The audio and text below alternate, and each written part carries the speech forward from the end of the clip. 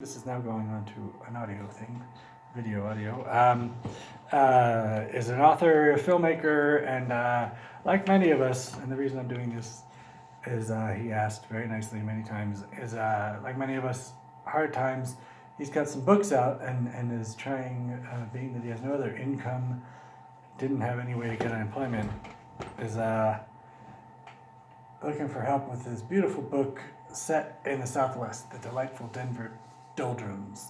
About 7 years he lived in Denver. Starts with him in New York City, being homeless after the summer program ended at NYU, magazine publishing procedures.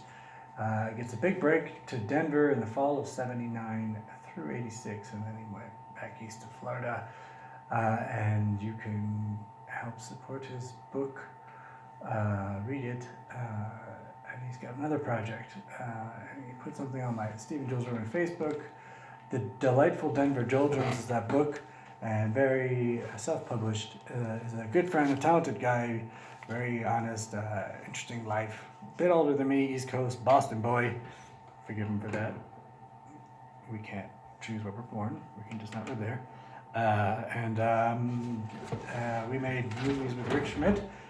Rick's Canoe, and actually that's the one. Rick Schmidt, if you don't know, has been making films for decades and publishing books. He had one when things were different called Feature Filmmaking at Used Car Prices, back when you made a film on a film, but still teaching folks how to make movies before the digital age very inexpensively, and then he learned the digital as have others.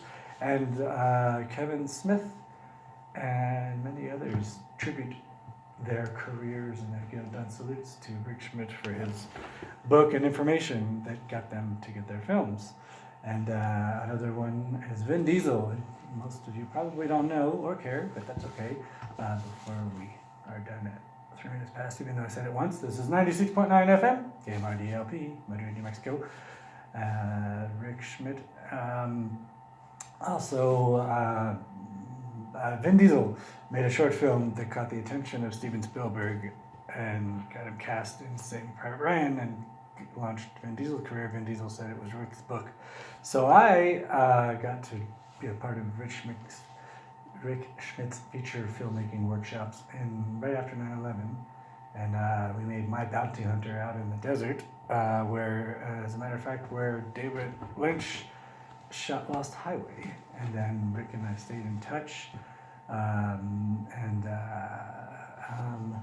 made some other films after the Santa Fe Film Festival, one of them being Rick's Canoe.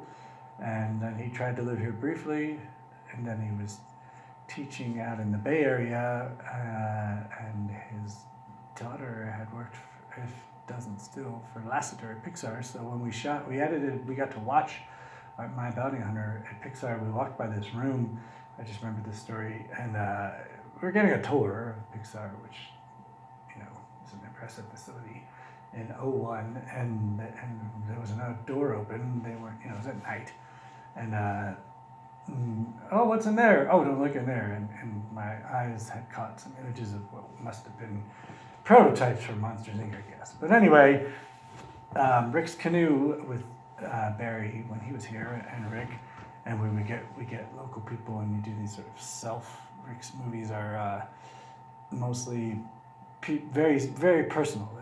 They're interesting, and but I knew a fellow who has since passed away, Val DeVargas. Many of you may have known of him, who had been in Orson Welles' Touch of Evil and John Wayne film and others, so we got him to do a cameo with Barry Norman. So anyway, if you would like something in your quarantined to take a look at, maybe consider Delightful Denver Doldrums. I promised a friend I would say that, so that's that.